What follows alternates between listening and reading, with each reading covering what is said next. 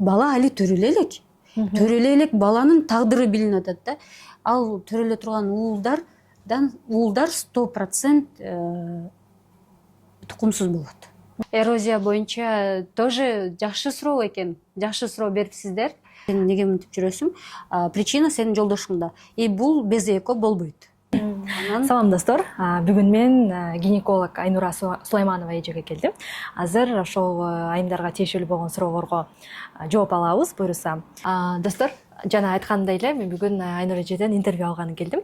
Менде Инстаграмда жалпы 98% айымдар болгон үчүн өзгөчө мен курактуу, анан балалуу болгонго даярданып аткандар же 1-2 баласы барлар, анан ошол айымдарга тиешелүү темалар аябай актуалдуу да. Ошону бүгүн ошол гинеколог Айнура Сулайманова эжеден сурайбыз. Инстаграмда стористерден дагы эмнелер сурап берейин десем толтура суроолорду жазып атышат. Азыр ошолорду дагы эң актуалдууларын сурап бергенге аракет кылам. Саламатсыздарбы, урматтуу мекендештер. Рахмат сага, Элиза, ошол менден подкаст мындай маалымат алайын деп атайын ошол убактыңды бөлүп келип сураганыңа.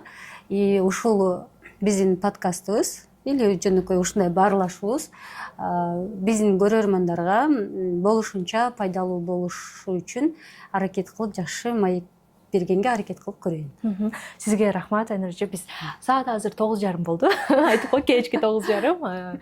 Айнура эже теги арыларда жумуш кылат деп мен таңкы 6-дан түнкү 12-ге чейин качан карабай жумушта болгон болот. Анан ошо түндө эле баса көктөп келип алдым, бияка кетпей туруңуз.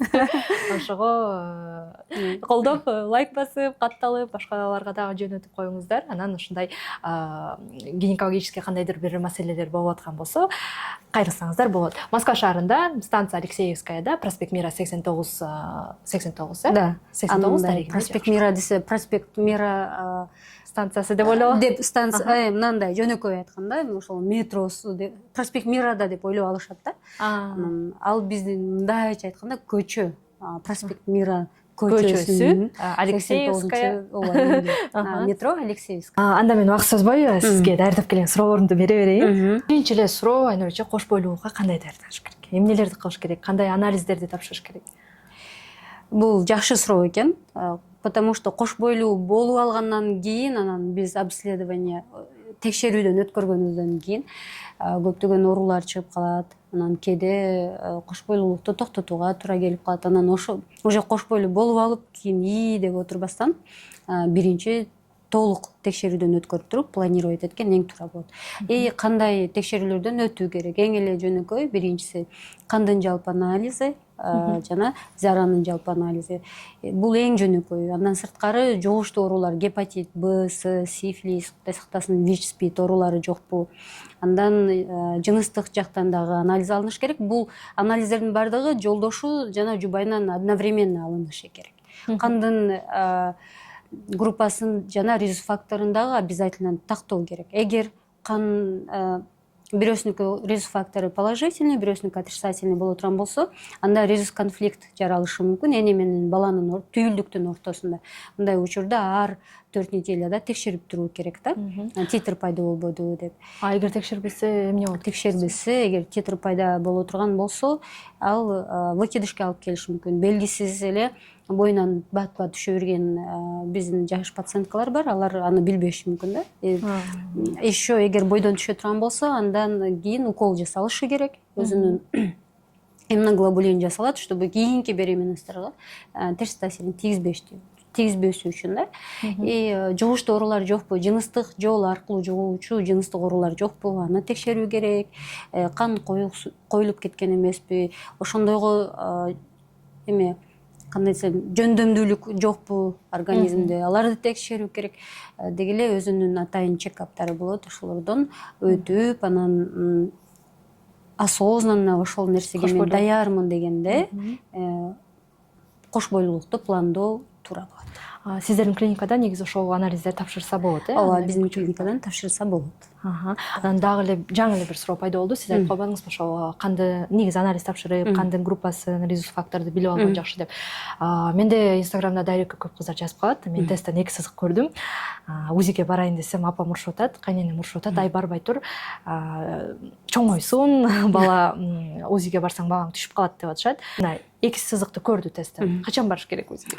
Эгер эки сызыкты көргөн болсо тесттен 1 жумадан кийин сөзсүз баруусу керек. Түйүлдүктүн жаатында экенин көрүү керек. Бул биринчи УЗИси болот. Бул кош бойлуу айымдын.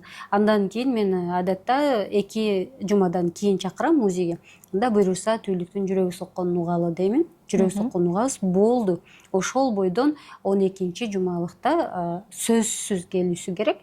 Анда балада эгер копол кылып айта турган болгондо инвалидность жокпу ошону текшеребиз. Биз просто Даун синдрому, синдром Эдвардса, синдром Патау жокпу текшерүү керек деген учурда көп кээ бир жаш кош бойлуу айымдар аны түшүнбөй калышат да. Анан ошондой айтам, ушундай дегенде жакшы түшүнүшөт. Ошондой оорулары жокпу билүү үчүн 12 апталыкта сөзсүз УЗИден биринчи скринингден өтүү керек.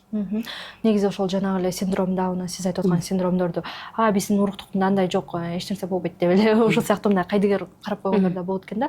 Негизи айта кетсеңиз ошол болот го, мындай генде болбосо деле ошондой болуп калган учурлар. Ал генетический эмес да, хромосомный деп коет. Именно тукумдан тукумга өтө турган эмес. Кош түйүлдүк түйүлүп жатканда X хромосоманын саны ашып кетсе, ошондон пайда боло турган синдром.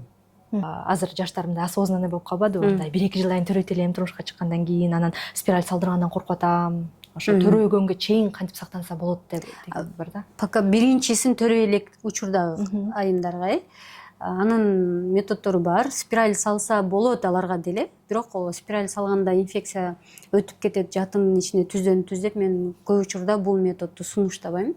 Алар үчүн имплант чыккан. Ал имплантты мен өзүм жеке мен өзүм 3 жылдан ашык убакыттан бери коюп келем. Ал ошол колго коюлат, бул жагына колдун ичине. Ал төрөй элек айымдарга как раз аябай удобный. Ошолорду имплантты сунуштайм. Имплант ошондо овуляцияны башкарат, болтурбай турабы? Ооба, овуляцияны болтурбай турат. Эгер ошо овуляцияны болтурбай турса, ал мындай ден соолукка кандай зыяны болушу мүмкүн? Ден соолукка эч кандай зыяны жок. Ал импланттын составы, на самом деле, ушул жерден айтып кетейин. Ал что-то бир новое эмес өзү имплант. Импланттын көрүнүшү, колго коюлгандыгы эле новый способ установления, да, противозачаточный каражаттын. А на самом деле анын ичиндеги ошол сиздер кандай десем 1000 жылдан бери билип жүргөн дюфастон анын составы. Эгер мындай более түшүнүктүү айта турган болсо, анын ичинде ошол дюфастон эле бар. Ал дюфастонду деген даже кош бойлуулар ичет да.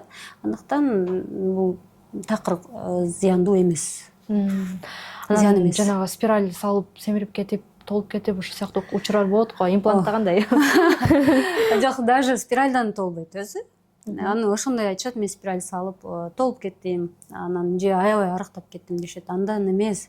Ал төрөгөндөн кийин коюп атпайбы? Төрөгөндөн кийин аял эмизет.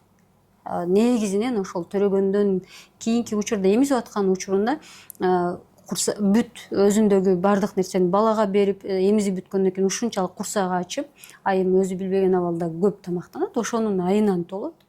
Анан или арыктаганы деле именно гормондор менен байланыштуу. Аялдын организминдеги. Если негизи мындай алып караганда, көбүрөөк эгер тамактанса эле лишний вес набирается. Азыраак тамактануу керек, эң точкасы. Ал эми имплант дал импланттын өзүнөн толобу толбойбу деген суроого мен ушунча жыл коюп жүргөн болсом, импланттан толгон пациенткамда дээрлик жок. Эгер болсо балким бирөө бардыр, но я может унутуп атам, уже 3 жыл болуп калды. Бирок бир кыз толгонун көргөм. Ал кыз менде коюлган эмес, башка бир менин курсташым коюптур эле. Ошол кыз толуптур. Но это не означает, что ал койгон үчүн толду, же мен койсом толбойт дегенди түшүнүкмүт. На самом деле. Балким ал кызда өзүндө ошондой период болгон, или ошол диета эмес, тамактануу образын өзгөрткөндүр балким ал кыз. Анан менин жанымда айлана чөйрөмдө жүргөн пациенткаларымдан толгонун көрбөдүм дээрлик. Балким бир экөө бардыр. Анан азыр мага Инстаграмга келген суроолорду окуйлу. Мындай суроо келиптир. Разрыв болуп төрөгөм дейт. 2 ай өттү, бирок баары бир эле мындай тартылып ооруп атат дейт. разрыв болгон жерби? Мында демек разрыв болгондо мына ошол жер айрылып кетип атпайбы? Анан ошону бири-бирине ушунчалык сонун сопоставить этип тиксе, анда тартылуу оорумак эмес да. Ал скорее всего бул жерге мына келип түшүш керек го. Андай эмес, бул мындайынан тартылып тийилип калышы мүмкүн. Ошол кыйкайдары бири-бирине сопоставить этилбей калган. Ал өзү эле ордуна келеби же кандайдыр бир Эми ал өзүнө жок, массаж кылып жумшартып эми чоюш керек да ошол частьты. Или осмотрга келиш керек. Кол менен массаж кылыш керек болобу? Ошол жерде массаж тигилген жерде жумшартыш керек, баягы жер рубец да. Анан биринчи осмотрга келсин, өткөндө да бир кыз келген, бир эт илешип калыптыр. Тери илешип, анан бул жактарында совсем башка, как ниткадай болуп териси тартылышып туруптур. Мен аны кесип алып койдум. Ошон үчүн осмотрга келсин. Көрүш керек да эмне болуп атканын. Жаңы эле менин алдымда бир пациентиңиз келди. 8 жылдан бери өзү мен да угуп калдым.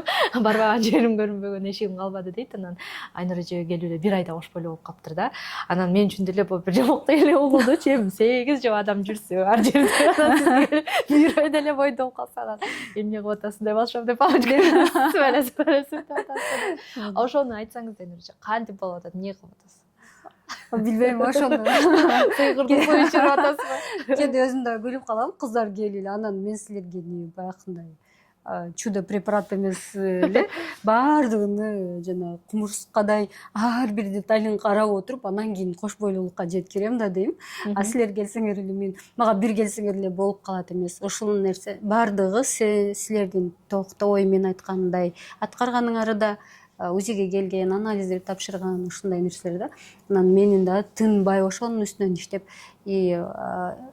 туура диагноз коюп, себебин мындай точкасын табыш керек да. Ошол именно почему не возникает беременность. Ошол нерсесин түшүнүш керек. Түшүнгөндө ошол калган оңой. өзүң көргөндөй эле ошол 8 жылда болбогон, 1 айда эле болот. Андан берки кыз деле болду го, 13 жылда боюнда болбогон, 3 айда боюнда болду. Вот аныкы мен үчүн татаалыраак болду. Кстати, ошо 8 жылда болбогонду айтып турмун го, даже сен эмне кылып жүрдүң, сеники жөн эле болуш керек эле депчи. Айтты го, карабай да койдуңуз го депчи, болот деп элечи. Потому что 8 жыл жөн эле жүрдүм. Анын пешенесине эле жазылган да, мындай кылсам, ана буйруса беременна болот, Кудай оңунан берсе. Мунун баардыгы Кудайдын буйругу менен өзү.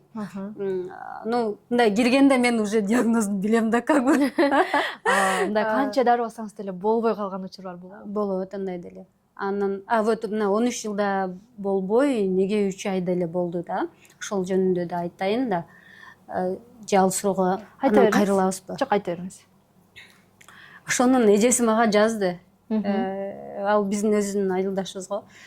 Мен дайым алып барат элем, себеби эмнеде экен эле деп. Жаман мындай ичи күйдө окшойт да, жана 13 жыл. Ушунча жылдан бери биз көрсөттүк эле го. Анан неге болбой атты эле, вот сага баргандан кийин эле болду го.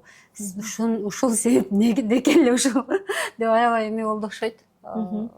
Ичинен жанагындай болду окшойт. Анын ошол себеби запасы түгөнүп бараткан болгон да. Ошол запастардын үстүнөн туура иштөө керек болгон.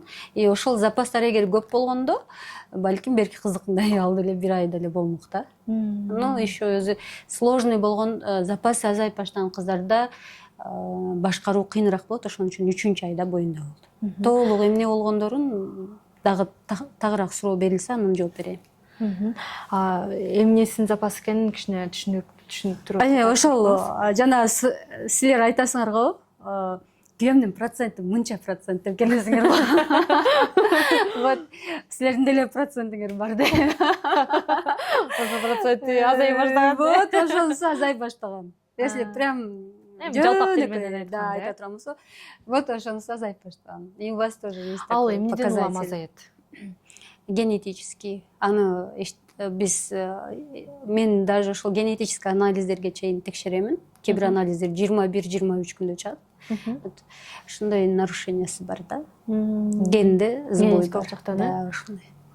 Эрозияны эмне кылыш керек, кантип дарылайбыз, күйгүзөбүзбү, күйгүзөт бекен деп тияктан толуп кетиптир суроо ошол боюнча. Эрозия боюнча тоже жакшы суроо экен. Жакшы суроо берипсиздер. бул мындай нерсе да. Жолдошуңуз менен кошула турган кичинекей влагалище, кын бар. Анан кындын ичинде те ичкериде бир 10 сантиметр ичкериде анан жатынын моюнчасы бар да. Прям те ичкериде. Мынантип карап көрө албайсың, мынандай карап көрө албайсың. Ал жерде болуп жаткан бир патологияны да. Аны сөзсүз бир жылда бир, болбосо 6 айда бир келип осмотрдан кароодон өтүү керек. Эми жатын моюнчасы боюнча бир жылда бир өткөн жетиштүү. Келип креслого чыгарып, анан чыгып, ошону те ичинде жаткан көрүнбөй көмүскөдө туруп алып, аябай көп аялдарды ошол өлүмүнө себеп болгон рак шейки матки, жатын моюнчасынын рагы, ошол эрозиялардан улам келип чыгат. ВПЧ 16-18 тип менен ооруган болсо и дагы генетический предрасположенностьтер боло турган болсо, ошолордун баардыгы креслого келип, гинекологко келип, креслодон көргөндөн билинет да. Ошон үчүн бул нерсеге өтө олуттуу караш керек. Сөзсүз келип текшерүүдөн өтүп, анан эрозиясы бар болсо, эми эмне кылуу керек? Ошолго өтөлү. Эрозиясы бар боло турган болсо, эң эле биринчи жидкостная цитология деген метод бар. Ал жана стеклого эле алып койдук го, ал эмес. Ал жидкостная цитология дегенде прям контейнерге алынат да. Ошол анализди бир жылда бир тапшырып туруу керек. Эгер ВПЧ 16 или 18 болсо, бир жылда бир. Болбосо 3 жылда бир тапшыруу керек дейт. Мен айтмакмын, ар жылда эле тапшыра бергиле. Ал бизге ошол жердеги клетканы сыйрып алып берет. Өзүнүн мындай щеткасы болот, ошол клеткаларды сыйрып алып берет да, биз лабораторияга беребиз. Алар прям жазып алып, жанакы клеткаларды карайт. Раковый клеткалар жокпу? Не только раковый клеткаларга айланайын деп жаткан клеткалар барбы жокпу? Ошону билип берет бизге. Если бере турган болсо, анда экинчи этапка өтөбүз. Сенде бар экен, сенин пациентиң деп мага келет. Анда кальпоскоп менен карашым керек. Кальпоскоп менен ал жерге уже дагы тереңирээк текшерип баштайбыз да. Өзүнүн раствор лиголия, башка уксусный растворлор менен ошол эле обработка кылынып, именно жатын моюнчасынын кайсы жеринде ушундай раковый изменение башталды. Ошол жерди аныктап туруп, анан ошол участокту кесип алуу керек. Биринчи биз жөн эле клетканы алып атсак, эми ошол жердеги участок тканьды алабыз. Алып туруп, уже чоңураак кадимкидей кесип алынып, жөнөтүлөт лабораторияга. Лаборатория айтат, бул жер мындай, Кудай сактасын, рак, мынанчанчы степень, или же болбосо андай эмес, ушундай эле экен. Просто өзүнүн да этаптары бар. Кстати, бул боюнча мен иштебеймин. Мен толук баардыгын эми окуп чыкканбыз да, ошонун негизинде айтып атам. Ал багытты эмнеге кылбайм, если кыла турган болсом, мен прям ушундай эмесине эң жогорку деңгээлдеги врач болушум керек да, ошол шейка боюнчачы. Ошон үчүн мен жасабайм. Ошол направление боюнча. Ошол гинекология дагы бөлүнүп кетет да, например, мага көбүрөөк ошол кош бойлуулукка жеткирүү жагат окшойт да, ошол багыт менен көп иштегим келет да. Анан мен кыла алам, эгер кааласам, ошол жатынын моюнчасы боюнчадан. Аны мен кыла алам деп эле калп эле эмес, ушунчалык жогорку деңгээлдеги врач болушум керек. Или ошол кыздар ошондой врачка барышы керек. Мен первичный аныктап туруп, есть необходимость, который прям ушунчалык жогорку деңгээлде иштейт ушунун үстүнөн деген врачка жөнөтөм. Же болбосо, все, бул жерде первичный биринчи эле баскычтагы текшерүүдөн өткөндөн кийин норма экен, все, ага мынчалык деңгээлдеги текшерүү керек эмес деп мен токтотом да. Ал врачтар именно онкогинекологдор занимается этим, и алар ошол нерселерди аягына чыгарышат. В дальнейшем тарап кетүүсүн алдын алат, алдын алат дагы, же башка өздөрүнүн жумушун аткарат. Биз ошону, например, кош бойлуу боло албай жаткандыгы боюнча мага башка гинекологдор жөнөтүшсө, пациентим бул сага тиешелүү экен десе, мен дагы ошол сыяктуу бул жерде ушундай чыгып калды, бул сизге тиешелүү экен деп туруп, именно туура багытты көрсөтүп ушундай иштелүү. Мындай баардыгын четинен күйдүрө берген туура эмес. Биз ошол участокту жаап алаттырбыз да, күйдүрүпчү, анан таппай калаттырбыз дагы, ал рак өсө берет, көбөйө берет. Ошон үчүн күйгүзөрдө ой келди эле ар кандай врач күйдүрбөшү керек. эме боюнча, кольцо боюнча сурап атат. Жанагы бала түшөйүн деп калган учурда ушундай тыйып коет го. Тоже аябай актуальный суроо экен. Ошону сурап атат. Койдуруш керекпи деп ошону. Деппи? Толук окуп көрөлүбү? Угуп көрөлүбү? Биротоло ушул пациент суроосуна жооп алып алсын, Мындай эле деп коюптур да. Боюнча сураңызчы деп боюнча сураңызчы же дептир. Хорошо. Жакшы суроо экен, аябай пациенттер үчүн мындай актуалдуу суроо да.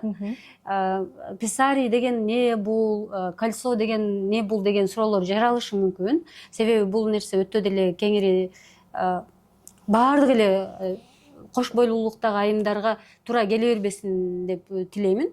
Бул кандай учурда коюлат? Тынбай эле бойго токтобостон боюнан түшө берген кыздарга коюлат. Анан кайсы прям башында эле 5-6 неделе эле түшкөн эмес. Бул уже бала болуп баштаганда. 12 недель, 14 недель, 16 недель, 20 недель, 22 недель болуп, анан кадимкидей бала туулуп калат да. Именно ошол айымдар үчүн эң керектүү нерсе. Даже писарий эмес, биз мурда писарий койчубуз да. Азыр эми даже писарийден дагы биз тиккенге өтүп кеттик. Лучше тигип коелу. Кээде мен аябай кейитет, карасам 5 жолу выкидыш. Выкидыш эмес, эмеде поздний выкидыш. Же болбосо очень кадимкидей эле бала жаралганда түшүп калганын көрүп атышат да. 5 жолу төрөп койдум 16 неделде. Эми төрөп койгондорум ушундай болду. Же 20 неделде төрөп койдум, 22 неделде төрөп койдум деген деле. Всё, бул шейканы тигиш керек. Ушундай деп айтам дагы, анан көп учурда ушуга маани берилбей калган гинекологдор тарабынан маани берилбей калганда аябай обидно болот да. Ошон үчүн бул биздин кандай десем, маегибиз сиздер үчүн пайдалуу болсун. Сиздер өзүңүздөр деле айтсаңыздар болот гинекологуңуздарга, эгер ошондой сизде кош бойлуулук болуп 12 неделден жогорку срокто төрөп коюп аткан болсоңуз, түшүп калып аткан болсо, демек сизде жатын моюнчасы эрте эле кыскарып кетет да, ачылып кетип бала туулуп калат. Мындай жатын моюнчасын кээ бирөөлөрүн 12 неделден, кээ бирөөлөрүн 16 неделден биз тигип коебуз. Анан жакшынакай благополучно эле срогуна жетип түрүшөт. Белгилүү срокко жеткенде биз чоң срокко жетип доношный болгондо анан жипти алабыз да. Ушул нерсе өтө актуалдуу. Эгер ушундай биздин Кыргызстандын же мына Россия жергесинде иштеп жаткан айымдар болуп, эгер жакындарыңыз, эжелериңиз, жегелериңиз ушундай абалда жүрсө, ушундай нерсе бар экен, 12 неделге жеткениңизден баштап жатын моюнчасын ар 2 неделяда өлчөтүп турушуңуз керек экен. Керек болсо биротоло сразу эле 12 неделден кийин, эгер ошого чындап эле ошол нерседе болсо айып, тиктиришиңиз керек экен деп айтсаңыздар туура болот. Жакшы болот. Анан мындай суроо пайда болду. Мисалы тигип койду дейли 15 жумасында, анан 17-18 жумасында бала иштен чарчап калса, ал учурда кандай кылышат? Анда алышка туура келет. Анда алып анан төрөтүп алышат. Анда биз тигилген шовду алабыз да. Андай учурлар дагы болот бирок. Эгер анда себеп шейкада эле эмес, дагы баланын өзүндө дагы причинасы болушу мүмкүн. Андай учурлар кимде болот? Жана жашы чоң айымдарда, же запасы аз калган айымдардын эмес боюнда болгон болсо, у них балада кандайдыр бир хромосомный патологиялар болсо, ошо эрте эле бала чарчап калат да. Кандайдыр бир патологиясы болгондагы баланы жашата алууга ошол органдын күчү 18-19 неделге чейин, 20 неделге чейин гана жеткен. Баягы ичинен чарчап калат го. Ошолордо кайсыдыр бир органында бар да патология. Он старался ошол бедный орган. Анан эптеп баланы ошончо бир срокко чейин жашата алды. Анан кийин уже не смог, анан баланын жүрөгү токтойт да. Анан жанагы бойго токтобой бүтө берүү эмнеден болот? Мисалы болот го, ошол улам эле чарчап кала берет. Ошо чоң срокко жетип, жетпей эле мындай 3 жол, 4 жол чарчап калып, ошо көбүнчө эгер шейка кыскарып кетпесе да, мисалы башка учурда эмнеден болушу мүмкүн? Анын да сроктору бөлүнөт. Эгер ошо чоң срокто болсо, демек органдын баланын жүрөгүндө порогу бардыр. Же башка дагы кандайдыр бир балада анык бир порог бар. Патология бар. Анан кичинекей срокто, если андай боло турган болсо, эң чоң 2 себеп бар. Бирөөсү ошол кандын коюланып кетүүсү. Майда тамырлардын ичинде тромб пайда болуп, анан ал отслоится и баланын жүрөгү токтоп калат да. Ошол аялдын аялдын каны коюланып кеткен аялдын каны коюланып кеткен. Ал ошондо ошол баланын жүрөгүнө мындай залалкасын тийгизет, Ал жанагы эме болот, хорион маткага мындай кирип, прям өтө көп кирип кетпейт, аны приращение болуп кетет. Матканын ичине белгилүү өлчөмдө мына жаңы бир хориондон кан тамыр пайда болуп, матканын стенкасына тамыратып кириш керек да. Ошол кирип тамыратып кирет.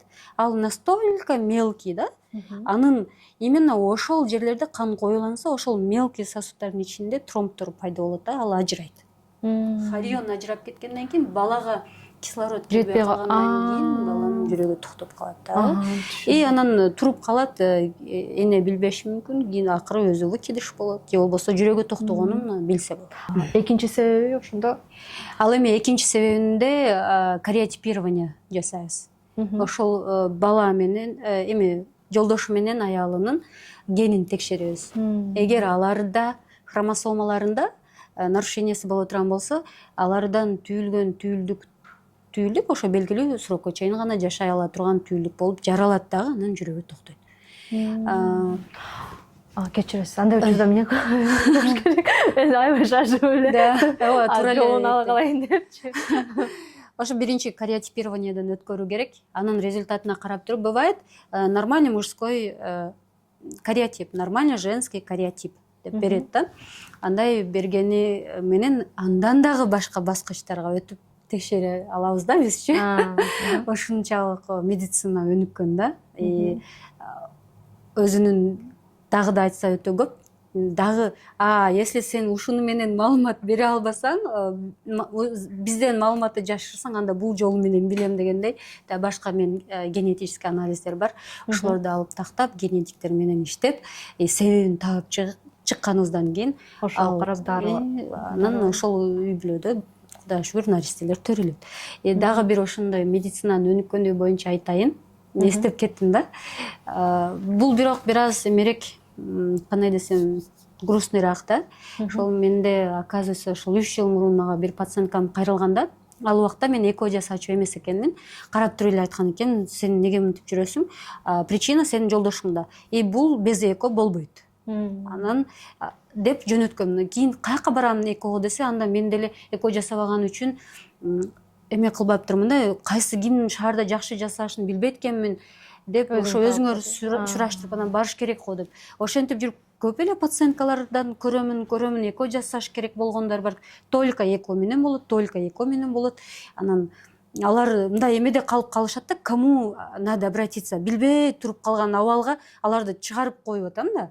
Мен ошондой нерсени аябай жаман көрөм. Мындай баштаган жумушту аягына чейин чыгарыш керек да. Ортодо калып калат. Да, алар билбей калды да кимге барышын. Ошондон улам мен эко жасап баштадым да, негизичи. Эмнеге анда ошол экону мен өзүм жасайын. Неге кандайдыр пациенттер ушундай эмеде калып калбасын. А вот пациентка, которая 3 жыл мурун мен айткан пациентка, бир багыт, адамдарга багыт берилсе, аябай эмеси менен кетет да, өзү багыт керек экен адамгачы. Ошол багыт берилбей калып, багытка түшпөй калган, эми балким өзү деле үстүнөн түшсө, балким көп эле толтура го эко центрлерчи, барса керектир эле, билбейм. Иши кылып, ал пациенткам 3 жылдан кийин мага келди кайра. Мен эми өзүңүз эко жасап турсуз го, өзүңүзгө келдим, баштайлы экону депчи. Анан биз текшердик, жолдошумдун спермограммасы 0, бирок бир аз тирүү сперматозоиддер бар, мындай чөгүндүдө бар экен деп ушундай чыгарып беришти. Адашпасам, или бир ушунчалык аз деңгээлде саналуу гана сперматозоиди бар деп чыкты да. Андан кийин биз уже генетический обследованияга өтөбүз. Ошондой өткөнүбүздө бир генетикалык оору аныкталды. Анан мага генетик айтып атат да, сен эгер сала турган болсоң эмбрионду, кыз эмбрион сал, уул эмбриондорду салба дейт. Эмнеге десем, эгер уул эмбрион сала турган болсоң, бала али төрөлө элек, баланын тагдыры билинип атат да. Ал төрөлө турган уулдар 100% тукумсуз болот. 100% уул төрөлө турган болсо, ал 100% ошол уулдардын бардыгы тукумсуз болот. Бул аябай өкүнүчтүү. Бул нерсе. Или эгер уул төрөнү кааласа, анда ошол донордун идирки хромосомасын алып туруп, анан донор менен кошуп туруп, анан салып уул төрөсүн. А бирок эгер жок дей турган болсо, кыздарды салыш керек, только кыз эмбрион, анда Кыздардан төрөлөт бала, э? да. Ал генетикалык оору только уулдарга гана передаются, да? Ушундай баланы. Азыр медицинаның өнүккөнүн, э? Даже төрөлө элек түйүлүктү биз уже билип атабыз да. Ошон үчүн азыр ойлонуп турабыз. Анан азыр эми эко боюнча көптөр деле маалыматы бар болуп калды окшойт. Баары эле билип калышты окшойт. Бирок ошентсе да билбегендер бар экен. Кээде комментарийлерде көрүп калам.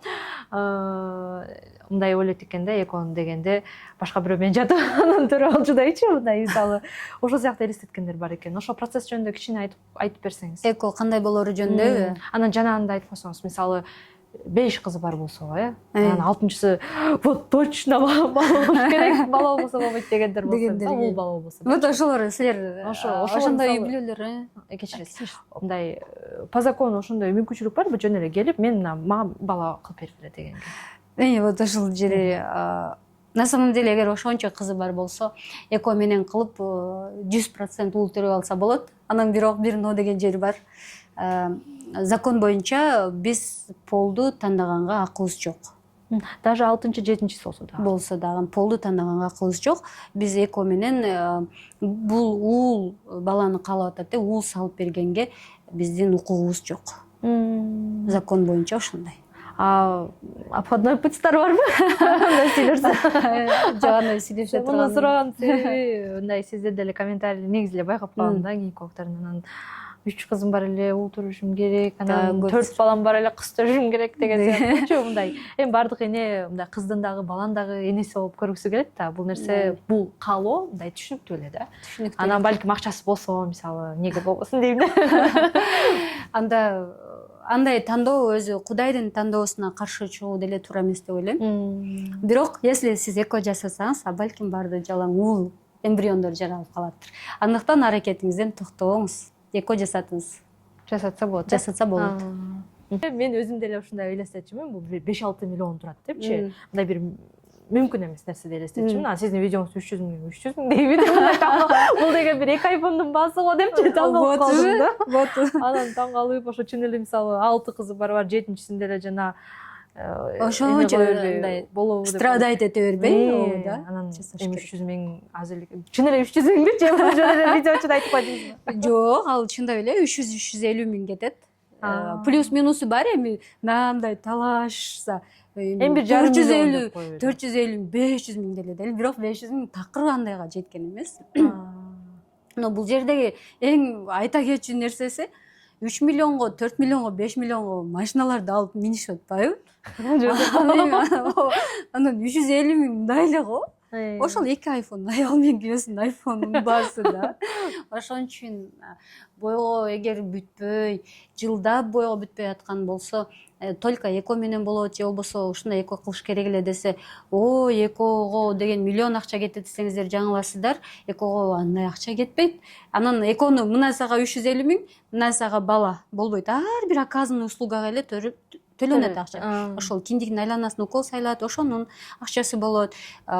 Биз пункция кылаардан мурда анестезиолог көрөт, анестезиологдун акчасы, пункция кылганын акчасы, пункциядан кийин стационарда 2 саат пребывание болот, ошонун акчасы, эмбрионун биз сактаганыбыздын акчасы. Ошентип отуруп эле канчадыр бир 350 000ге жетип жетпеген, балким бир аз ашкан акча кетет да. Ошондой эле нерсе болот. Анан мага келет, кээде өкүнүчтүү, 15 жыл болуптур боюнда болбогонуна, турбасы жабык экенин билет экен. Анан эко жасаш керек десе, унашпаган, жүрө бергендер болот, дагы деле унагандыр. Эми кандай десем экен, бир жолу эко кылып төрөп алыңыз, анан дальше дагы может Кудай өзү берип калатыр. Кээде болот, только точно эко менен болот турганын билсем деле сурашат да.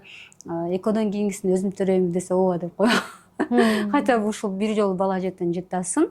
анан ошол бүт жанакы эмелерин кое берет да, ушунчалык башка бактылуу ааламга көтөрүлөт аларчы. Андан кийин уже өздөрү деле түшүнүп дальше кетишет да. Ошо негизи ошо айтып коюшат го, мындай көптөрдөн угуп калгам, 5-6 жылдап бала болбой жүргөндөр мындай кое бергенде болуп калды депчи. ошо кое берүү керек, күтпөш керек да.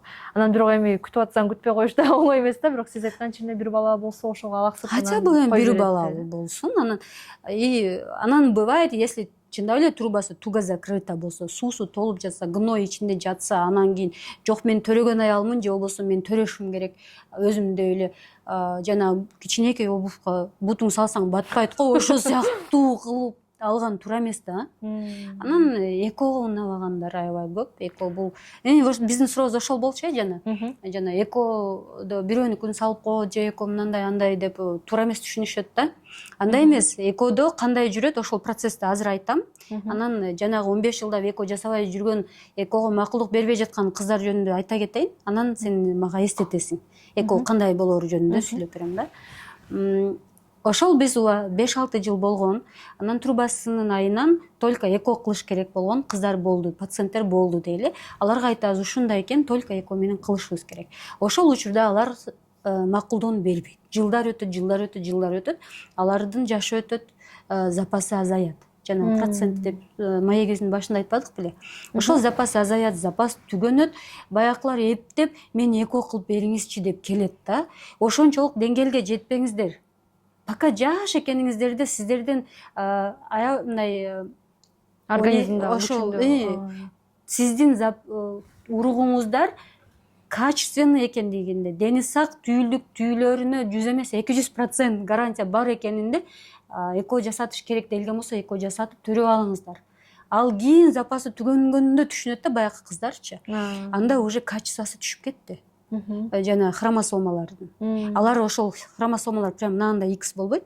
Если аны карай турган болсок, биз микроскоптон мындай болот да. Илген X болот, аларды бири-бирине байлап турган бивалентный связьдар бар.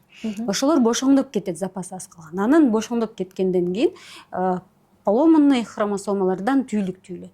Анан ошолордон Даун синдрому төрөлөт, ошолордон синдром Эдвардса, синдром Паттау, башка дагы дени сак эмес түйүлүктөр түйүлөт. Мындай коюшат го, мисалы 40 жаштан кийин төрөгөндөрдө ошо синдром Дауна баласы болуусунун жанагы вероятности. Вот, именно из-за этой причины. Ошо уруктарын запасы азайгандыктан и запас азайып, еще качествосы бузулуп кеткенден уже неполноценный хромосомадан түйүлүп калган болгон үчүн ушундай төрөлөт да.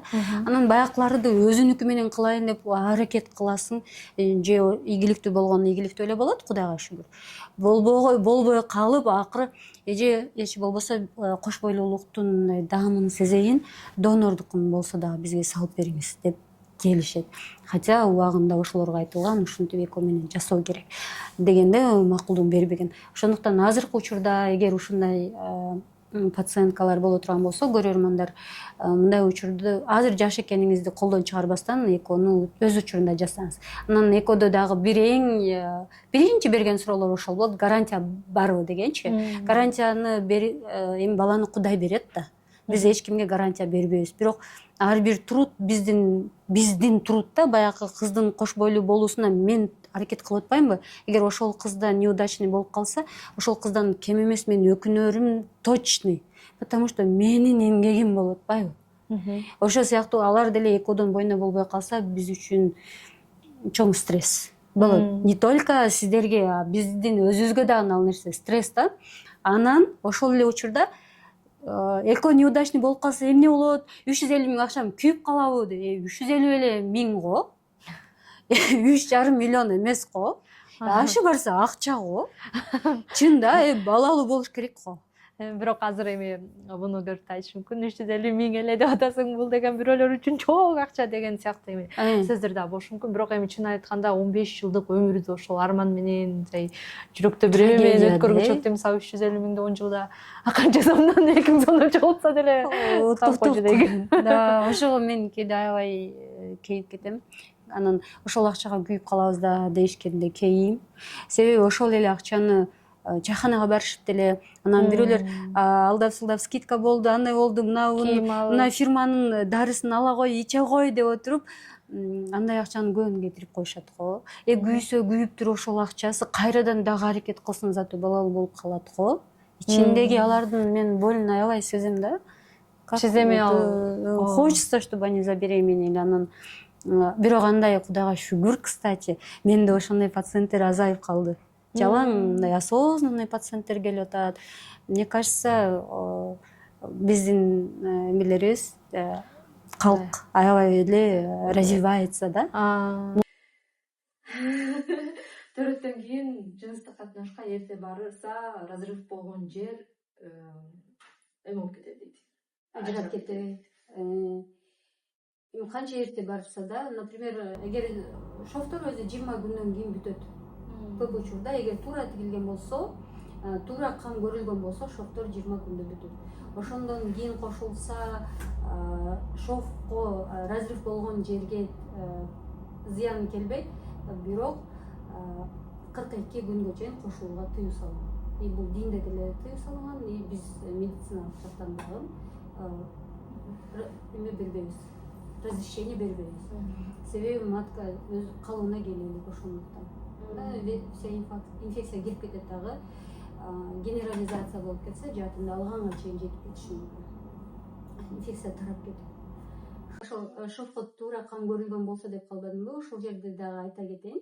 Эми бул жөнөкөй суроо болгону менен өтө мындай көп колдонулуучу, анан аябай пайдалуу жооп болот. Эми ошол шов бар болсо, оказывается, билбей памперс кийип жүрүшөт экен. Памперс колдонушат же болбосо прокладкилерди колдонушат экен да. Шовко эгер аба өтпөсө бүтпөйт. Андыктан кээде келип калат, кыздар 2 ай болду, шов бүтө элек. Анан сурасам, ошол прокладка always десин жакшы түшүнүшөт.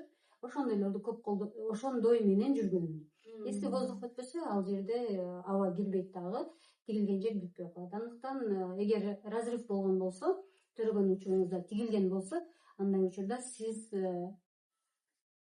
беркиндей прокладкаларды колдонбостон обычный кандай десем, тряпкаларды колдонуш керек.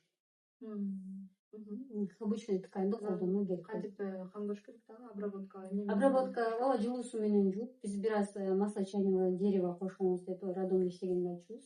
Ошону коштуруп, анан жылуу суу менен жууп, бир аз стерильный эмелер болот, сухая стерильная салфеткалар болот. Ошолорго левомикольду бир аз түшүрүп, ошол шов болгон жерге ылайык стерильная салфетка, анын үстүндө левомиколь, анан анын артынан обычная ткань туруш керек да, как прокладкада. Вот биринчи жууду, кургатты, андан кийин стерильный салфеткага, марлевый салфеткага левомикольду койду, анын артынан тряпканы коюп коюш керек. Ошо тезирээк бат туура айыгат. Анан мындай жеке суроо келип атат.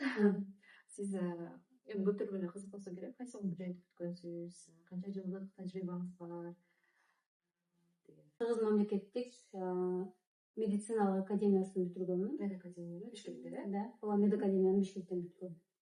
Андан бүткөндөн кийин ординатураны Ошто обл роддомдо өттүм 2 жыл. Андан кийин аябай көптөгөн Тюменден окудум, Москванын өзүнөн окудум. До сих пор деле окуйм. Көптөгөн чет элдик эмелерди дагы, адабияттарды дагы окуйм. Именно медицинага повышение квалификации. Да, ушу билимимди жогорулатып турам. Эгер билимимди жогорулатып турбасам, мындай өзүмө сезилет, аябай ошол ошондой болгонун жаңы суроолорум туулат, дагы ошолорду билгим келе берет да. Канчалык жакшы билген сайын дагы чыгат.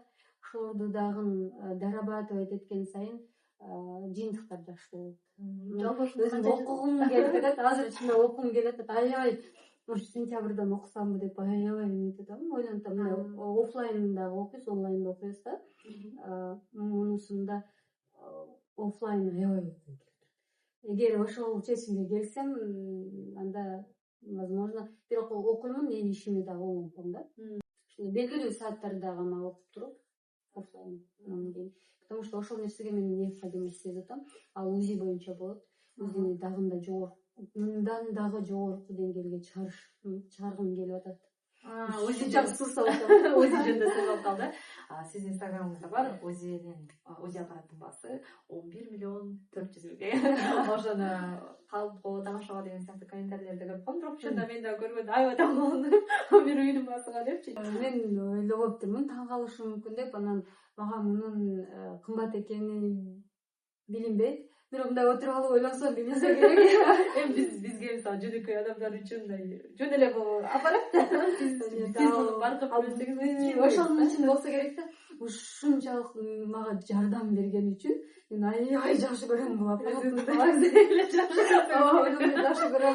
Чындап аябай жакшы көрөм да. Анан бул мен даже сен мынанча аламын деп даже бир грамм оймо келбептир. Ошончо баасы. Анан көп эле айтып келем, дагы деле айтып кое берейин. Бул бирден кыргыз клиникаларында жок. Кыргыз клиникалары эле эмес, орус клиникаларында да саналуу гана клиникаларда бар. Бирок чын эле муну сатып алыш үчүн дагы эме керек, кандай десем, ошончо акчадан көз жумуп, анан аппарат сатып алуу дагы анча мынча адамдын колунан келбейт да. Мындай калышпайт. Зачем мынча акчаны кетирип, анын ордуна ошо үй алып албаймынбы? 2 үй. Бирок азыр үйлөр деле кымбаттап кетти го. Мен бул базында 2 үй ала алса болсо керек десем, үйлөр деле кымбаттаптыр. Эми 2 үйдү Кыргызстандан алса болот. Анан мындай суроо, эмнеге муну алдыңыз? Арзан эле ала албайт. Арзан эле. Айдыр чөнтөг. Өтө эле деп койбой. Азыр айлыгын сурайсызбы? Жок, эмеде пациентке удобный кылгым келе берет. Пациенткаларым аябай мечтайт этишет, жана 4D светтер. Эң биринчи ойлогонум, пациенткаларым ушуну каалашат, сурашат, менде жок болчу да. Айтып жана мындай жок дегенди жаман көрөм, мындай бүтүрбөй таштап койгон ишти жаман көрөм да. Анан ошондон аларга ушундай нерсе тартуулагым келет, пациенткаларымга. Ошон үчүн алгам, мындай 4D светтерин чыгарса болот да, этажын жыштап. Андан дагы главныйсы бул мага жардам берет аябай жумушумда. Мунун ушунчалык бир тонкий функциялары бар. Аны эгер көрсөтсөк да жакшы болмок экен. Мен анда кошуп коеюн. Мындай жүрөктөгү кан айлануусу чаташып кетет эгер жөнөкөй аппараттарда карасак. Кайсы жерине порок бар экенин сен такыр түшүнө албайсың.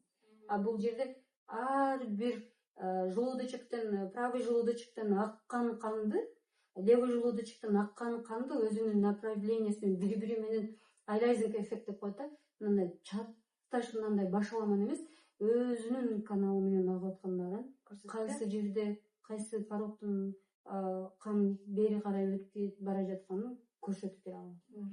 Андан сырткары дагы өтө көп функциялары бар. Бул и 4D'да жана жатымды мен 2D'да көрө албаймын кээ бир нерселерди. Анан 4D жасаганымда ошол мен жатымды капталынан көрөм да, УЗИде. Ал 4D'да мага 4 тарабынан тең көрсөтүп берип коет да. Макетте. Да, полностью. Ал менин ийгиликтүү иштешиме жардам берет. Ошондой жардам берген үчүн мен баасына маани бербепмин. Азыр баасы мунун кымбаттыгы чын ооба, анан мен али акчасын төлөп бүт элекмин. Бирок төлөп бүт элекмин деп эме да болбойм да. Вот, мен сени алып төлөп бүт элекмин деп урутпайм аппаратын.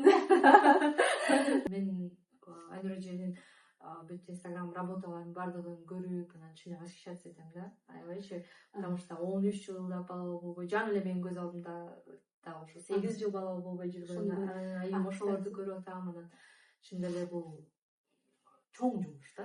8 жыл бала болбойт деген бул 8 жылдык болбой, бир айда болгону э. Билбейм, мындайлар өзүм анча билбейт азыр дагы. Бирок акыркы ошондо ойлоп калдым да, Кыргызстандан атайын үчүн келдим. 8 жылда болбой, анан бир айда болду десе, өзүм үчүн аябай жагымдуу болду. Ошону укканчы. Анан бүгүн тем более баягы уктук э. 15 жылда боюнда болбой, 15 жыл. Анан эко жасатса дагы, эми бизден жасаган эмес экону. Ошол 15 жылдык өмүр учурунда эки жолу эко жасатканда дагы ийгиликсиз болуп, кийин мага келгенден кийин кошмор болгон пациенткам бүгүн төрөдү. Вот ошондо. Ошол дагы кандай сонун да 15 жыл бүткөн ошо 15 жыл өмүр деген ошол биздин клиникага келип кош бойлуу болгону, ошол кош бойлуулукка жеткире алганыма жеткирген Кудайга миң ыраазычылык билдиришим, мындай Кудайга ыраазычылык билдирим десек туура болбой калбайт экен. Шүгүр кылуу керек да. И ошондой мени канча кыйналган учуруна карабастан окуткан ата энеме сөз айтышым керек да, ыраазычылыкта. Мен өзү апам мугалим да, аябай эме адам, грамотный адам. Атам жөнөкөй заводдо иштеген эле адам, бирок ал 8 бир тууган болуп, чоң атам 8 бир тууган. Жок, эми атамдын эмелери 8 бир тууган болгон дагы. Чоң атам чоң энем өтүп кеткен эртеги, анан атам аларга ата дагы апа дагы болуп аларды чоңойтуп өзү окубай калган. Бирок окуган, техникумда окуган, ушундай болуш керек да. Но өзү атам да грамотный адам деп койбойм. Ошентип алардан өткөн ген болгон да эми мага өткөнүчү. Алардын эми өтө деле кыйналышкан эмес бизди окуткан. Баягы окуган адам болгон үчүн, апам болсо заводдо иштеген айлыгы болгон үчүн бизди өзүнчө бир кыйналбай эле окутушту. Окутуп туура багып берип окуткандыгы да. Ошон үчүн эми жаш үй бүлөлөр азыр көрөт, алардын деле балдары бар. Буюрса ошо балдарыңыздар чоңойгондо сөзсүз окутуңуздар. Кийин кыйналып жүрбөсүн да. Эмнеге бул тандадыңыз? Муну атам тандады. Атам бирок айткан болчу, нейрохирург болот деп. Кичинекей мен айтчу, менин нейрохирург кызым депчү. Анан ошондой настрой менен чоңойгонмун. Кийин академияны бүткөндө мага эме жаккан. Кардиологияны аябай жакшы бүтүргөнмүн. Ушунчалык жакшы окуганмын да кардиологияны. Прям ушунчалык ар бир ЭКГдагы линия кайсы желудочок менен предсердиянын кандай кагышынан улам пайда болоруна чейин билип даяр болгондон кийин мага кандай бир окулган китептей болуп калды да. Кызыксыз болуп калды. Анан резко эмнеге бир багытымды өзгөртүп койдум. Как раз акушерство гинекологияны жакшы окутушпайт. Жакшы окутушса керек, но не знаю, жакшы ачылбай калды ошол нерсе мага. Академияда окуган. Анан ошол нерсе мен үчүн кызык сезилди дагы. Анда ушул багытты көрөйүн дедим, мага адреналин жагат дедим. Роддомдо иштегенде аябай адреналин болот. Роддом сиз төрөтүп иштедиңизби? Ошол мен биринчи роддомду элестеттим да. Баягы аябай кыйын да, баягы сен аман баланы жарык дүйнөгө алып келдирип алыш керек да, төрөттүк аялдычы. Бул өтө ответственный да. Тирүү бала келди ичинде, тирүү аял келди, экөөнү эки бөлүп, ошол сен аман төрөтүп, экөөнү тирүү роддомдон чыгарып жиберүү керек да. Бул өтө ответственный да, сенин эмеңи, адреналиниңди вообще бул жака көтөрүп коет да. Сен аман ошону төрөтүп алышың керек, ошолордун жоопкерчилиги сенин мойнуңда. Ошондой мага жагат деп, ошондойдо иштеп, биринчи ошону кыялдан анан тандадым биринчи акушерство гинекологияны. Кийин ординатурада аябай ушинтип жакшы иштеп, кийин өзүм да иштедим. Но именно ошко ишке кирерге кире албадым. Себеби ал убакта эми все равно кичине кирүү үчүн таанышып билиш керек болду дагы. Ошол нерсеге менде ал учурда мүмкүнчүлүк болбой кире албай калдым дагы. И параллельно дагы бир ошол направление жакчу тукумсуздукту дарылоо. Аябай менин соседим болчу, ошол эженин боюнда бол болчу. Аябай ошону беременный кылгым келген да. Анан азыр эми алар башка жакта жашап калды, убактылуу келип жашагандай болчу. Билбейм ошол эже боюнда болду экен деп кээде ойлоп калам да. Ошондон улам кийин роддомго кире албай калып тааныш билишим жок. Ошол нерсем калып калды дагы. Тааныш билишсиз эле колумдан келгени ошо кош бойлуулукка жеткирүү экен. Анан ошол нерсени мен алдыга алып кеттим. Азыр эми роддомго барып кайтып иштейинби деген суроого билбейм азырынча. Анан ойлонуп бирок операциялар жасагым келип жүрөт. Операция демекчи ушундай жаңы эле суроо көрдүм. Кынды кичиретет бекен деген суроо бар. Кынды тарайдагы ооба. Ал 45 000 болот. Басында эле айтып койгойду. Ушул жерден кыз болсо керек. Чын айда ачык эле сүйлөшкөн болгон үчүн. Ал операция жолу менен болот. Жөнөкөй жол менен тарайтууда көп учурда эффективдүү болбой калат. Гель менен жасаганда деле И лазер менен сужение кылганда деле баягы ашыкча ткань ашыкча болуп тура берет да, чуудай болуп мынтип тарап кетет да, лазер менен же гель менен. Гель менен бир аз болушу мүмкүн, лазер менен да бир аз кайра өзүн таштайт. Бирок операцияда деле өзүн таштайт. Но өтө эле эгер көп чоңоюп кеткенде болот да, действительно ошол операция жолу менен ашыкча тканьды алып кыркып кийип болгону өтө акырат.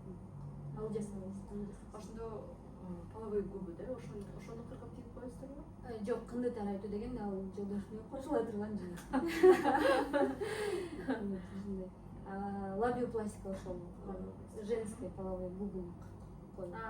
Баягы кыздарга дискомфорт болот. Жакпайт, аябай эле дискомфорт болгондор болот. Аны кыркып коебуз. Аны агартымды. Агартасызбы? Вот ошону агартпайм, анан кремдер менен агарбайт ал. И, кстати, мен болбогон мындай эмелерди жаман көрөм. Плазма лифтинг кылабыз дейт, андан эффект болбойт да. Мен мындай окшош болгон нерсени жасаганды жаман көрөм. Мындай явный жоктон бар болгон нерселер жагат да. Операция кылсам кынды айтып атпайм, ошо менен жакшы болот, ошону жасайм. Плазма лифтинг кылсаң тарайт дейт, тарайбайт да, ал лишний ткань жасанан кантип тарайсың. Ошон үчүн андай нерселерди жасабайм. И тыртыш буза кайталайсың, эмне деп сөз агартасызбы деп. Анан кийин вот ошол кремдер дагы биз агартабыз дешет го, ал кремдер агартпайт. Ошон үчүн алар агартпаганын билгеним үчүн мен калп эле агартамын дебейм. Если агартыш керек болсо, анда жана беттеги тактарды лазер менен кетирет го. Прям ошондой менен кылып агартса болот да. Но ал жагы үчүн ал зыян болот деп мен агартпайм. Бир аз ал төрөгөнүңүздө особенно ушундай карайып кетет. Кийин гормондор түшөт, прям муурдакыдай болбосо деле ал карайгандар кетип калат. Андыктан кажалат болбоңуз. Или эгер ашыкча салмак болсо да карайып кетет, инсулина резистентность болсо да карайып кетет. Ошол нерселерди дарылап койсо карайганы азаят. После стимуляции овуляции при спайке почему не наступает беременность? Потому что спайка мындай трубаны бүрүштүрүп бир жерге үйүп алып салды да, мындай чаптап салды. Анан труба башка жакка карап кетти, оозу ачык жери эгер ачык болсо. Анан урук чыккан болсо, яичниктен урук чыккан болсо, ал башка жерде турат. Ошондой мындай бири-бирине чапташып калган труба башка жакта турат, андан чыккан сперматозоид эмени яйцеклетканы бири-бири менен жолуга албай калды да, ошондон беременность не наступает. А мне кылыш керек Если спайки бар болсо, анда стимуляция кылыш керек. Анда спайканы удалить этиш керек. Сначала спайканы надо убрать. Анан спайка өзүнөн өзү пайда болбойт. Раз спайка бар болсо, демек трубасы жакшы эмес. Андай учурда все равно беременность наступать этпеш керек. Или спайка жок. Спайканы бар экенин тастыктоо үчүн эң золотой метод лапароскопия диагностическая. Көзү менен кирип, ошол баягы лазерди түшүнүшүп, биз сүйлөшөт анын атынчы. Ошол менен кирип, спайка бар экенин көргөндө, вот это 100%. Вот аларды убрать этиш керек. Жана айтып калдыңыз, трубалар жабык болсо, суу болсо депчи. Ошону рентгенден көрөт, рентгенден көрөт. Аны ачкандан кийин канча пайыз возможность бар, вероятность бар бойго бүтүүгө, табигый жолдон? Тоже хороший вопрос. Эгер трубасы, мен өзүмдөн мисал кылып айта турган болсом, бул жаатын мындай келсе, менин денемде бул эки труба. Эки труба мындай турганда, эки яичник ушул жерге турат, эки четине. Трубанын учу мындай келип ачылып турат да. Если ушул трубанын мынабы жеринен жак болсо, анда мындай УЗИден да көрүнөт дагы, колбасадай болуп жатат да, чындапчы. Ичинде бүт инфекцияны, суюктукту топтойт. Почему баягы трубанын ичинде суу толот? Аны мага келген пациенткалар билет болуш керек. Ар бир көңдөйлүү органдан секрет бөлүнөт да, суюктук бөлүнөт. Анан ушунун оозу толуп калды, жабылып калды, анан мына жерден бөлүнөт да, бул түтүк болуп атпайбы, андан секрет бөлүнүп атат да, суюктук бөлүнүп атат. Бул жака чыгып кете албастан ушул жерге топтолуп, анан чоңоюп, мешочек болуп турат. И турганда бул ушунчалык кичинекей түтүк болсо, ал чоңоюп кетти. А бул түтүктүн ичинде майда ресничкиге окшош бир сонун эмелер бар, ткань бар да. Биринчи бул жака карап жүрөт, сперматозоид алып барат. Анан кийин беременность наступать эткенден кийин аны бул жака алып келет. Ошондой өзүнүн направлениясы менен. Вот ошолор жылдап суу толгон, ириң толгон, гной толгон абалда турса, ошол ресничкалар калбай калат. Лысый болуп калат. Если ошол трубаны ача турган болсок, беременность наступать этишинин проценти өтө төмөн. Болушу мүмкүн бирок ошону түшүп но это 1%, 2%. Демек трубасы жабык болсо ачтыруунун кажети жок. Но есть такое, если мынабул жеринен жабып калса, анда бул жак ачык го. Анда мынабул жерде түтүктүн ичинде пайда болгон суюктук бул жактан агып чыгып турат да, нормада деле. Бул жактан агып чыгып тура берет дагы. Бул жердеги жана реснички эме болбойт, жабыркабайт. Ошолордун ушул жеринен ачык болгон учурда, эгер бул жактар таза болсо, беременность благополучно наступать этиши мүмкүн. Тоже под вопрос. Бирок труба одноразовый, эгер биз бир бузулдуу болушунун эмеси, вероятности канча кыздан бир? 100 кыздан бирөөсүнүкү болушу мүмкүн, же 50 кыздан бирөөсүнүкү болушу. Калган учурда бир гана эко болбойт. Бирок ошолорду эко менен жакшы болот. Ошону да айтайын, эмнеге 100дөн 100нүкү боюнда болушу мүмкүн эко менен. Себеп дегенде аларда эмбрион жаралат да. А проблема в том, что сперматозоид келип яйцеклетка менен жолукпай калды, из-за этого эмбрион жаралбай калды. А есть такие пары, которые трубасы ачык да, сперматозоид келди да, яйцеклетка да чыкты, а бирок этот эмбрион жаралбады. Вот у них даже эконун жардам бериши да. Вот ошолорду угуп алып, көпчүлүк учурда трубасы жабыктарга эко жасайлы дегенде коркушат да, эми ошол акчаны. Ушунча акча кетип калат, неудачный болуп калса күйүп калабыз деп ойлошот да. Нет, трубасы жабыктарга бул нерсе 100дөн 100нүкү боюнда болот. В принципе, мындай алгандачы. Керисинче жакшы. Аябай жакшы, ошолордуку сон биринчи попыткада эле боюнда болуп калат да. Анан ошол эгер труба ачык болуп туруп, сперматозоид менен яйцеклетка жолугуп туруп эмбрион жаралбадыбы, аларды биз генетический обследованиялардан өткөрүп, анан кийин каких условиях эмбрион жараларын билип таап түшүнгөнүбүздөн кийин гана баштайбыз да. Болбосо бекер акча кетет. Аларды биз өзүбүз деле баштай албайбыз, даярдамай. Дагы бир аябай көп келген суроо экен. Төрөгөндөн кийин канча күндөн кийин экен? Ой, канча айдан кийин спираль салдырса болот? Кесарево жол менен төрөсө, анан табигый жол менен төрөсө. Кесарево жол менен төрөгөн болсо, 6 айдан кийин шов бүтөт. Салса болот. Эгер без кесарево эле өзү эле төрөгөн болсо, анда деле лучше месячный келгенден кийин салыш керек. Беременность жок экенин билип туруп анан салыш керек.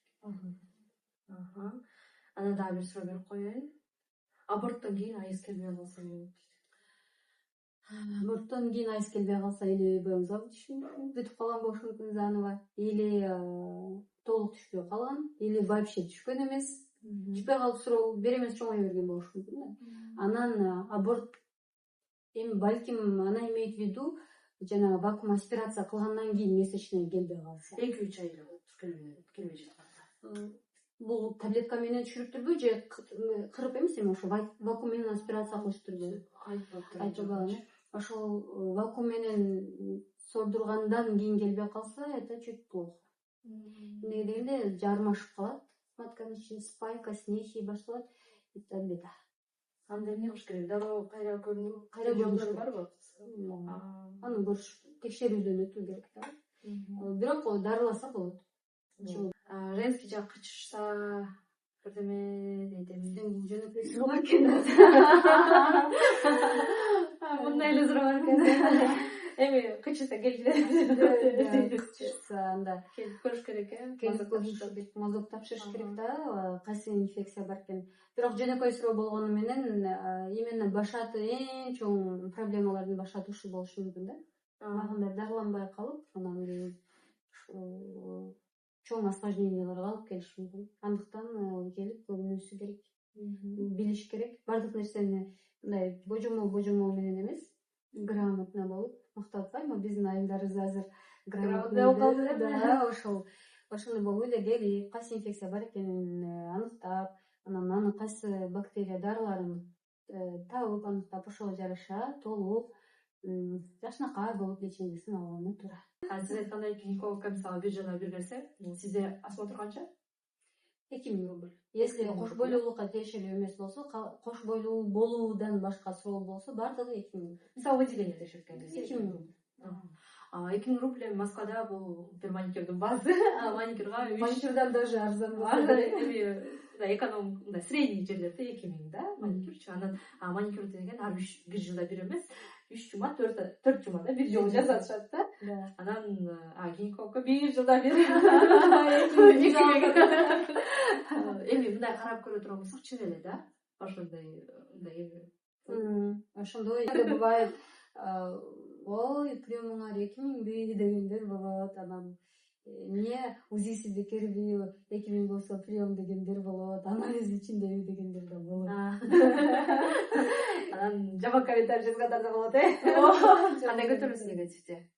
Негативде мен окубай койгом. Мен Иммунитет барбы негативге? жок, менде иммунитет жок. Мен аябай эме адам болгон үчүн, жанагы кош бойлуу болуш үчүн мен кыздарга бир стандарт менен иштебейм да. Ойлонуп менен мынантип кайсы бири-бирине түшүрүп пазл собирать эткендей собирать этип иштеп ойлонуп атсам, анан бир нерсе деп ошол нерсе менен жаман бир нерсе сүйлөй турган болсо, көңүлүм түшөт дагы, бүт мешать этет да. Андыктан андай негативтерди такыр уккум келбейт. Ошон үчүн приемдорду бөлүп койгонмун. Эртемен только кош бойлуу болуу үчүн келген кыздарды повторный УЗИлерин жасаймын. Анан күндүзгүдө анда уже мээм башкача иштейт дагы. Кенен ошо боюнда болбой жаткан кыздар менен сүйлөшүп, саат 7ге чейинкиде терең изилдеп, диагноз коюп, ошондой мээмди бөлүп койгонмун да. Андан кийин болсо жалаң биз ошондой дневное времяда биз анализдерин алып, бүт диагноздорду койдукпу 3-4 күн мурун. Анан алардын жыйынтыгы келет, ошолорду разбор кылабыз. 7ден кийин бат приемдор болот. Ошолорду бири-бирине түшүрүп, окончательный мындай кылабыз деп бөлүп. Ошондо мээм 3 бөлүктө иштейт дагы. Кандай десем, мен иштеп аткан учурда ушундай негативдер болбосо, жаман комментарийлер болсо мен укпасам, бирөөнүн жаман сөзүн укпасам деп аракет кылам. Менин ойлонуума, ой жүгүртүүмө терс таасирин тийгизет андай нерселер. Иммунитетим жок, бирөө жаман сөз сүйлөп койсо, ушунчалык капа болом. Кыздар бул видеого жаман сөз жазбайт да. Биз саат азыр 11:30 болуп кетти. Ушуга чейин мен Айнур эжемден карма бүйдө кетирбиз деп баардык сурооңуздарга жооп ала калайын деп жанталашып отурам. Ошон үчүн бул видеого жаман сөз жакшы жазыңыздар. Чын анан жаман комментарийлерди же болбосо мындай окубай койгонго аракет кылам.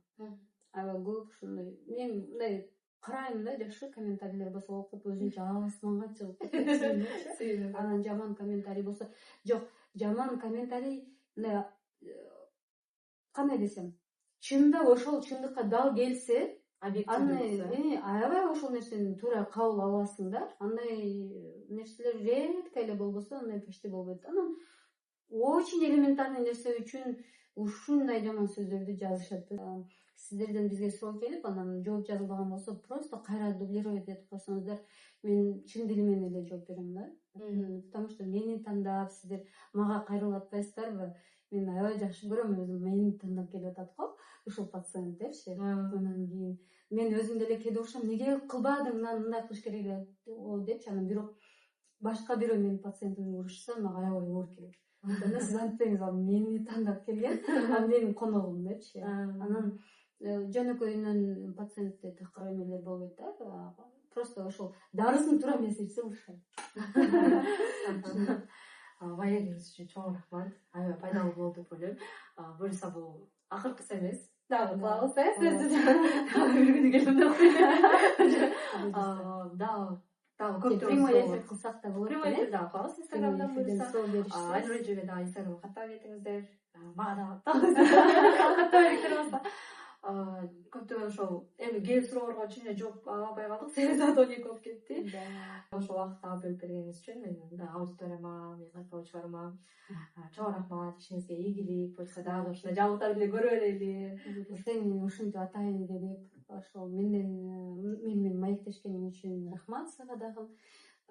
Сенин катталуучуларың дагы мен ойлойм да, сен мындай өтө тарбиялуу, өтө билимдүү ушундай инсан катары, блогер катары билем да. Демек сага катталган катталуучулар дагы ошондой адамдар да. Баарды өзүнө бири-бирине закон притяжения ошо бири-бирине тартат, ошондойлор болот го. Демек катталуучуларың дагы ошондой айымдар экен. Айымдар болсо керек деп ойлойм. Сенин ушул баракчаң дагы да пайдалуу боло берсин катталуучуларга. Дагы мындан дагы көп ийгиликтерди жарата бер. Кандай десем, менин өзүм сиздерге каалоо тилектерим дайым ден соолукта болуңуздар. Эч качан мындай кандай деп айтсам, гинекологко только профилактический осмотрга эле келиңиздер. Эч кандай көйгөй жаралбаган, бактылуу, жакшынакай, ден соолукта болгон жашоодо жашашыңыздарды тилейм. Каалап кетем.